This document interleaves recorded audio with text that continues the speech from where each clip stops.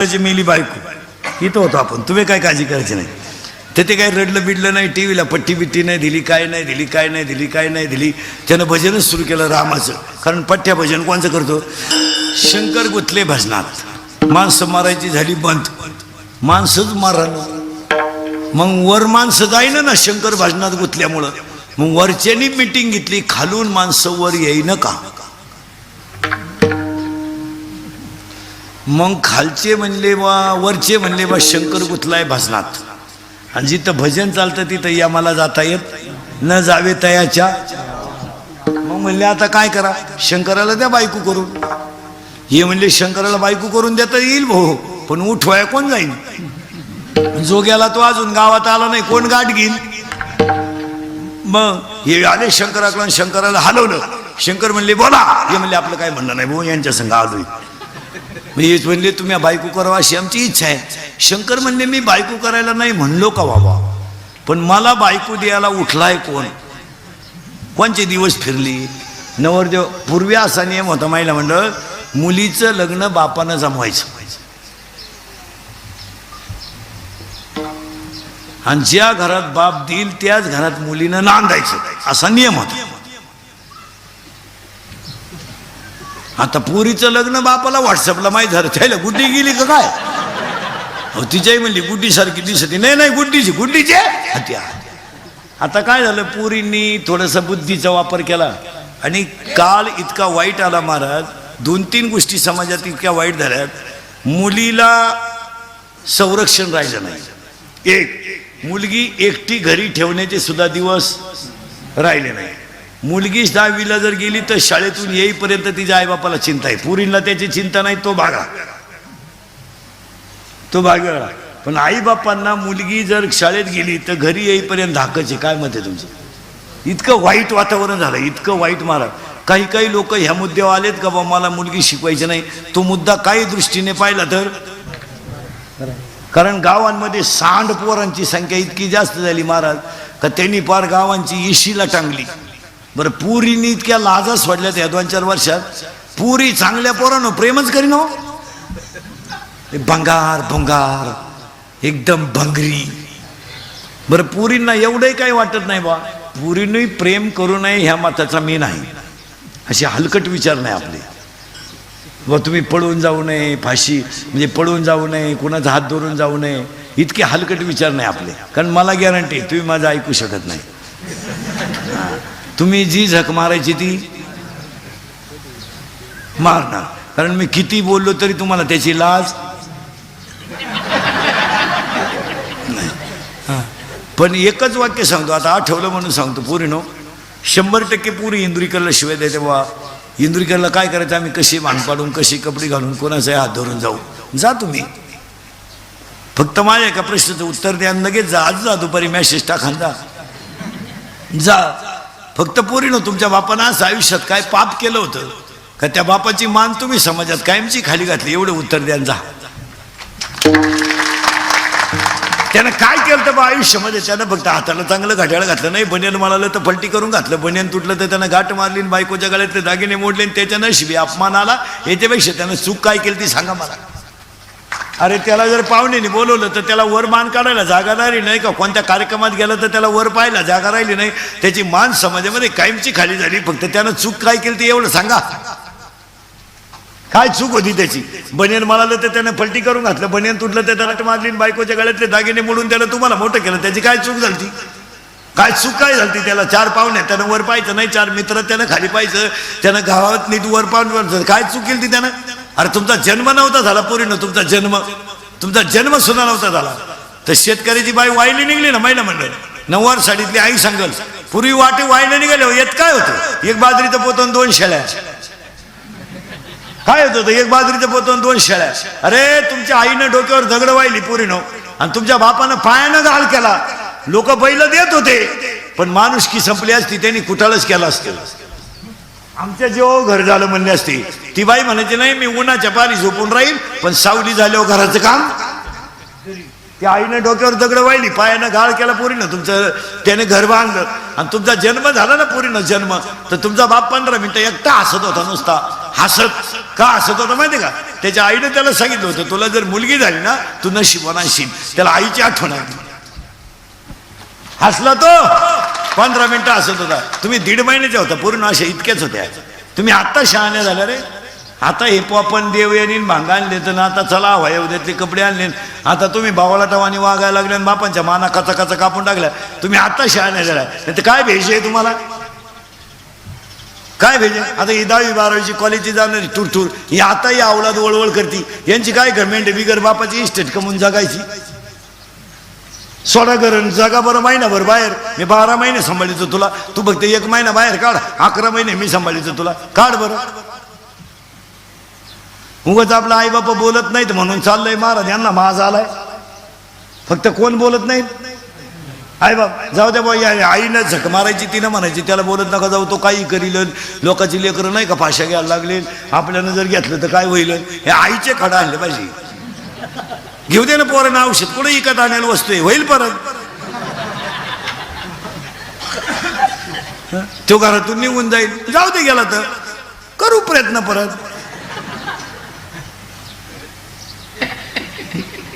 हा हसण्यावर नेऊ नका. या 4 वर्षामध्ये बाप पोरांचे खांदेकरी झाले. बापाने खांदा दिलाय पोरांना. इतकी माजाटल्यात आवलादी. रोज उठून अपघात येत. रोज उठून तुम्ही पेपर वाचा महाराज. रोज उठून अपघात. बरं अपघात सहज होणारच नाही हो. हे बाय एखाद्या ड्रायव्हरला झोप लागू शकते किंवा एखादा बळच येऊन धडकू शकतो. सगळे ऍक्सिडेंट बिगर व्यसनाचे होतील. आता आपण प्रवास करीत नाही का? मला 25 वर्ष झाले पोरं मी प्रवास करतो. हे 25व्या वर्षी मला महाराज झाल्या. मी 15 स्कॉर्पिओ वापरल्यात. मी 11 महिन्यात गाडी बदलतोय. 11 महिन्यात. 12 महिने ठूत सुद्धा नाही.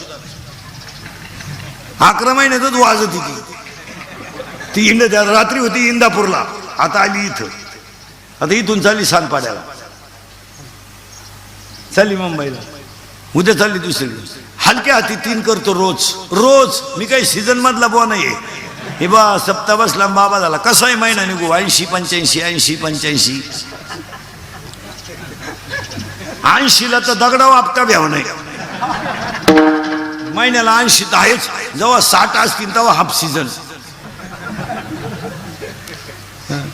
मग केस कमी आहेत अंगाची. एवढी गावं पाहिलीत म्या. या आरामीला फुकट मिळाल्यामुळे उता आलाय नाही तर यांची काय ताप आहे काय मत आहे तुमचं? यांना घर आयते मिळाले. आयती मिळाली. बाजू घेणारी आई मूर्खासारखी पोराची बाजू किती. अरे केरळवरून एवढं पोर आलंय आपल्याकडं. पेट्रोल पंपाच्या शेजारी त्या फळकटावर झोपत आहे. त्यांनी गुंठा जमीन घेतली हायवेला.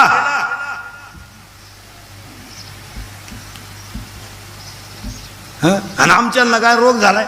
माझटून गेलं तर त्यांनी क्वाटरी प्यायच्या मोमलं धिंडायचं. फाटकावले काय करतं चांगले चांगले लाईट बंद करून हल्ले काय ताप यांची. आणि हे निघून गेले ना हे कुठं जाती नाही. पावसाळा संपल्यावर खेकडं निघत नाही. यांना कोण खातं सीझन संपले हो. आणि कोण कोणला पोसायला मोकळा आहे.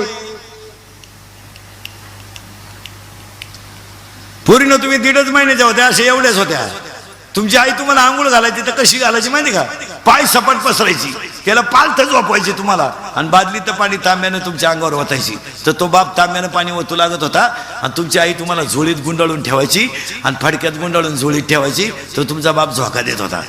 तुम्ही बोलायला लागलं तर तुमचा बाप बोबडा बोलायचा. तुम्ही चालायला लागलं तर वाकून चालायचा. आणि तुम्ही रडायला लागलं तर खाली गुडघे टेकवायचा. आणि हात खाली टेकून घरात घोडा व्हायचा. घोडा व्हायचा आणि तुम्ही शिकायचं. आणि तुम्ही त्याची इज्जत इशीला टांगली. म्हणून आमचं 10वीलाच ठरलं. आमचं 12वीच ठरलं. मी त्याची नाही तर कोणचीच नाही. उद्या लग्न ना आदल्या दिवशी पोर पळून जाते म्हणजे केवढी बिनडोकपणा आहे. तुम्ही पळून जाऊ नये ह्या मताचा मी नाही. एक पोरगी तर मागच्या महिन्यात अशी गेली महाराज. रविवारी लग्न झालं. मंगळवारी नवरदेवाच्या घरी घरून तिच्या बापाच्या घरी आली पहिल्या मूळपाटीला. बुधवारी पळून गेली हो. तो बाप मेला ना 7-10 लाखाला. बरं दागिन्या कपड्या सगळं गेली ती. त्या दुसऱ्या पोराचा आयता डाव लागला ना. हा विनोद नाही आहे मला. ह्या आठवड्यातून एकदा पोरगी सुद्धा फटकावली पाहिजे चांगली. तिचं दप्तर चेक केलं पाहिजे. वर्गातलं वह्या उचाकल्या पाहिजे. वह्यांच्या मागच्या पानावर पॉवरफुल ग्रहपाठ असतात. ते एकदा वाचले पाहिजे. मोबाईलमधली पुरींचे मेसेज वाचले पाहिजे. इतके हायफाय मेसेज असतात. आईनं असा चष्मा लावून वाचले पाहिजे. मग कळलं आपल्या देवीनं किती भक्त गमावले.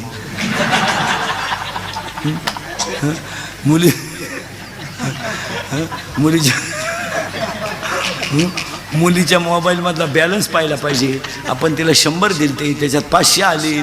मग 100ला 500 ही स्कीम कोणती आली बा? ही जरा 1 GB आहे का 2 GB आहे का GB आहे पहा जरा. पोरगी पळून गेले. आई म्हणती मला अंदाज आलता तू काही कुंभमेळ्याला गेलती का? गेलती कुठं? हसण्यावर नेऊ नका महाराज. शंकरनगर देव झाले इथं होतो आपण. तुम्ही काय काळजी करायची नाही. मी कुठेही जाऊ द्या. शंकरानं बायको पाहिली, पण बायको पाहताना 4 गोष्टी पाहाव्या लागतात. घ्या लिहून आता. लग्न न झालेली पोरं तुमच्या ध्यानात येणार नाही, पण सांगून ठेवतो. बायकोच्या नाकाचा शेंडा सणसणीत असावा बायको पाहताना. नाही तर बायको इतकी स्मार्ट.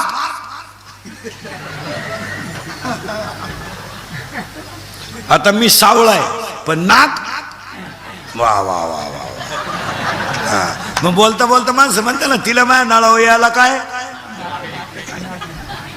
नाही तर लाल कांद्याचे पैसे झाले मागच्या 15 एकानं बायकोला नथ केली. बायकोच बसक्या नाकाची नतच घुसाल.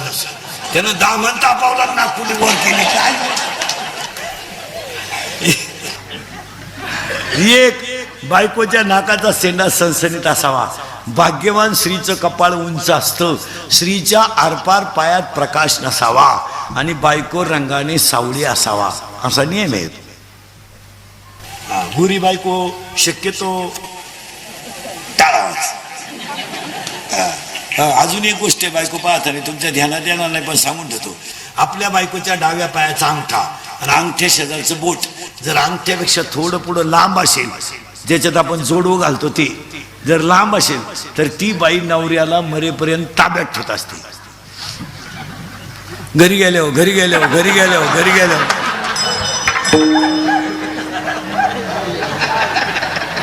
तुम्ही का लगेच पाय सुरुवात केली. म्हणणंच पप्पाचा बाप माझ्या शब्दाच्या पुढे जात नाही. काय शंकर नवरदेव झाले, लग्न मंडपात आले महिला मंडळ, आणि आली ना वर वावळायची पाळी. वर कोण ओळी? ती नवरीची आत्या. टीप घेऊन आली. टीप दुसऱ्याचं नाव खोडून. टीप म्हणजे पाण्याची टाकी. पण तिला काय माहित नव्हतं नवरदेवाच्या गळ्यात काय साप. तिने गंधात बोट बुडवलं आणि वर हात केला. गळ्यातल्या बाबांना फणा काढला. नवरीची मावळण जागेवर मेली. त्याच लुगड्यावर गेली आणि लागलं ना लग्न ह्या बाईचं. तुम्ही म्हणा लग्न लावलं शंकराचं आणि खंडोबाचं कुठून काढलं? शंकरच खंडोबा. शंकरच खंडोबा. हे खंडोबा भैरोबा हे देव सगळे भगवान शंकर आहे. पार्वतीचं झालं लग्न. नवऱ्याच्या घरी बापाच्या घरी मांडला यज्ञ. पार्वतीचा झाला अपमान. भगवान शंकराचा झाला अपमान. पार्वतीने टाकली अग्नीत उडी आणि पार्वतीचं शरीर शंकराने रागाच्या भरात उचललं आणि घेऊन जात असताना खालून राक्षसांनी बाण मारले. त्यावेळेस लागलेल्या बाणाचे 51 तुकडे झाले पार्वतीच्या शरीराचे. ते 51 तुकडे म्हणजे भारतातली देवीची 51 शक्तीपीठ. त्यातली 3.5 महाराष्ट्रात, तुळजापूर, कोल्हापूर, माहूरगड आणि अर्धसप्तशृंगी वणी. आणि ती देवी तयार झाली. तिनं महिषासूर मारला. 9विधा भक्ती करा, 10 इंद्रिय ताब्यात घ्या. हाच मुंजाबा नवरात्र.